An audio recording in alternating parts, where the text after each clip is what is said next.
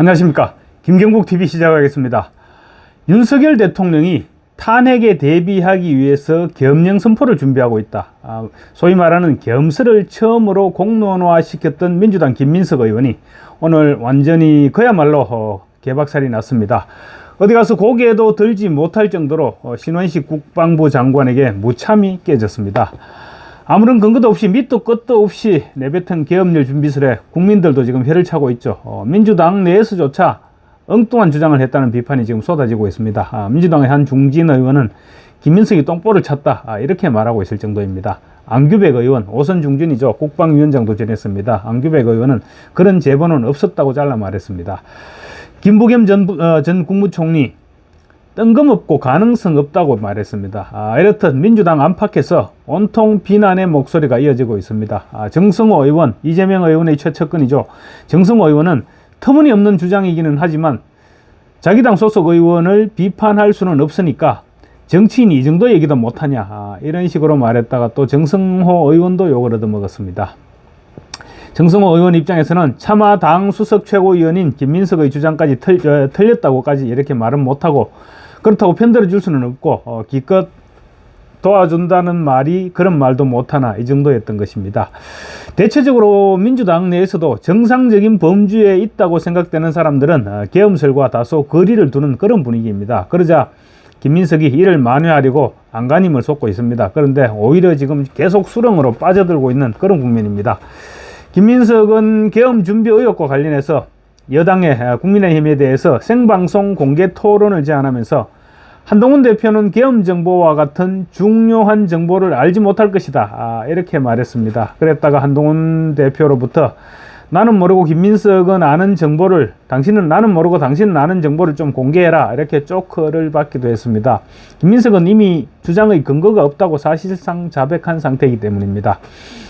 오늘 국민의힘 최고위원회의 하이라이트는 아닥, 그러니까 아가리 닥치라고 외친 김재원 최고위원이었습니다.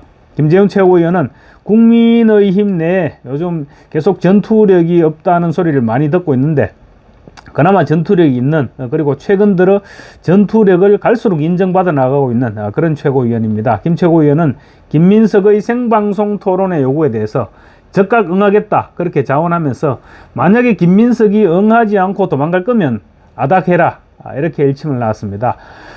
김재원 최고위원은 마치 헛것을 본 듯이 윤석열 정부가 계엄을 선포할 것이라며 가짜 뉴스를 퍼뜨려온 민주당 김민석 최고위원께서 생방송 토론을 제안하셨는데 내가 나서겠다라고 말했습니다. 그러면서 토론 방식이나 사회자, 시간, 이런 모든 토론과 관련된 모든 것을 김민석 네 마음대로 결정해라.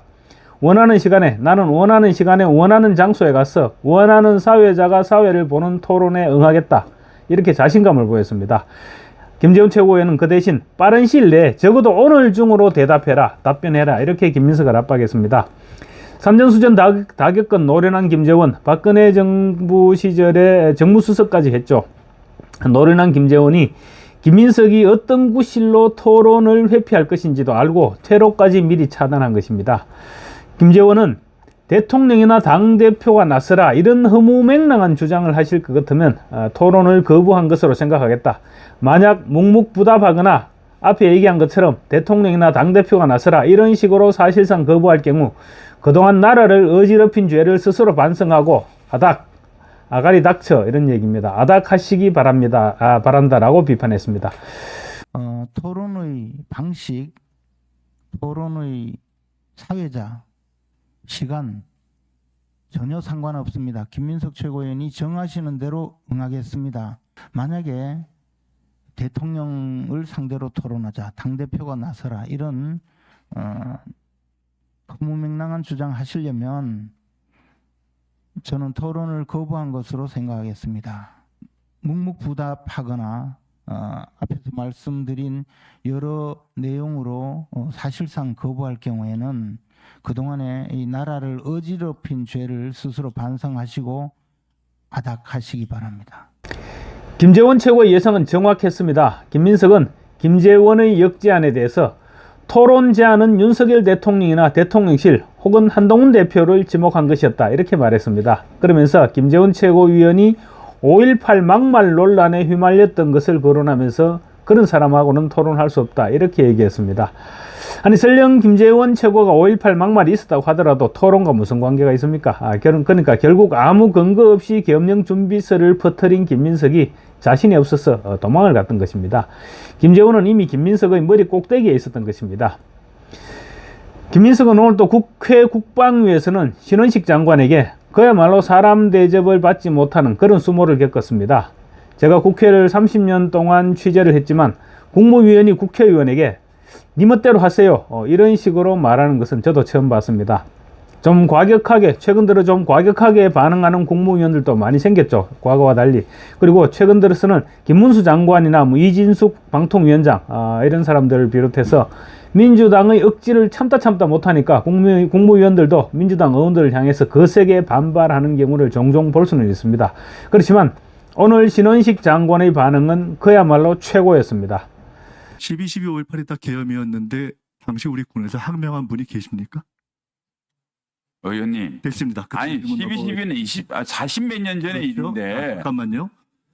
그때는 육사 생존했습니다. 제가. 잠깐만요. 1980년대는 계엄이 있을 만큼 우리나라가 후진국이었습니까? 45년 전에 45년 전에는 비교하지 계엄을 하고 마세요. 쿠데타를 할 대답하지 만큼 않겠습니다. 우리가 대답할 가치가 없습니다. 가치가 없어요? 네. 항명한 사람이 있어요? 역사책 보십시오.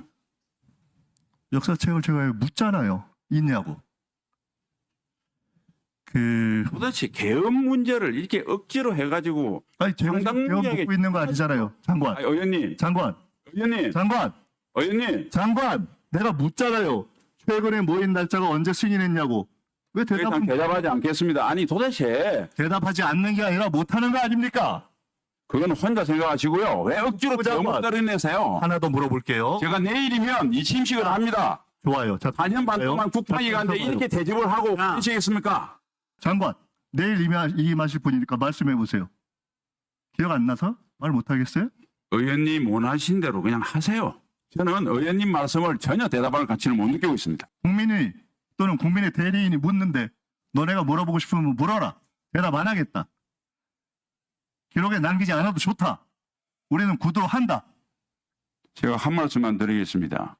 2017년에 이걸 일으켜서 아무도 계엄에 대한 것들이 다 무죄되고 증거불충분입니다. 오로지 당시 기무사만 1,400명이 방첩 요원들만 파면됐습니다. 이제 다시 그것을 보완하려고 하니까 또 시즌2 계엄입니다.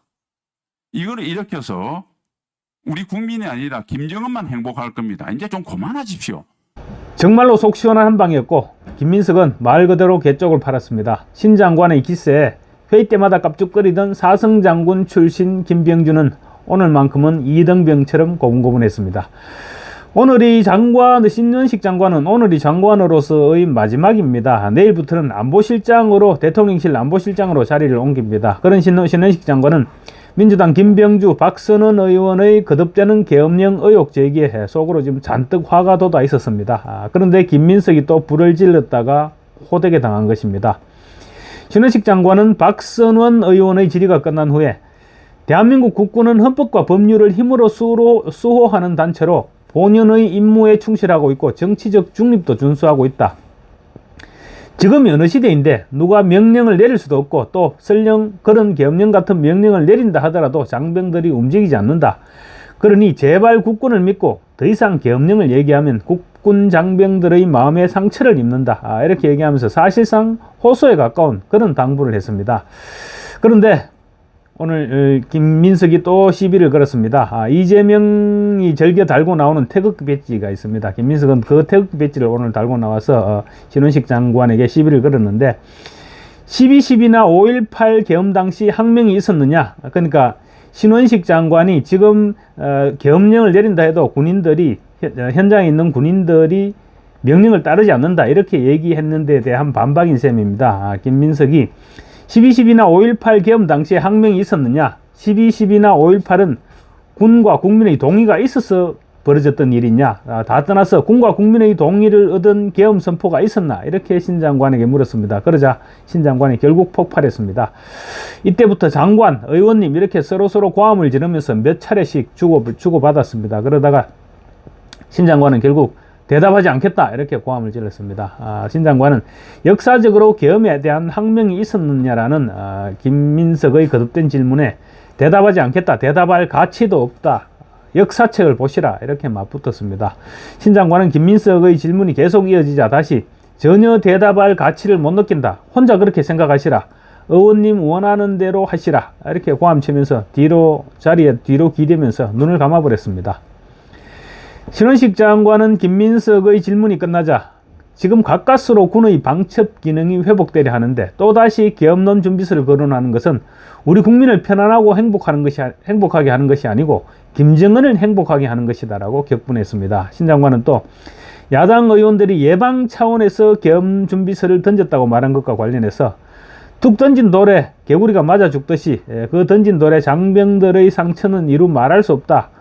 나부터 자존심 상하고 명예가 손상해서 밤에 잠이 안 온다고 말했습니다. 그러면서 예방 차원이라고 민주당 의원들이 말했는데 그러면 연말에 지구 종말이 온다고 했는데 종말이 오지 않으면 열심히 기도했기 때문에 내가 경고를 해서 종말이 오지 않았다 이렇게 얘기할 것이냐라고 비꼬았습니다. 그러면서 그런 형태는 종종 사이비 종교인들이 무책임하게 사용하는 말인데 국민들이 오해하지 않도록 예방이란 말도 신중하게 사용해 줬으면 좋겠다라고 말했습니다. 표현이 어찌됐건 야당 의원들이 마치 이재명 사이비 종교에 함몰되어 있는 것 같다 이런 지적이었던 셈입니다.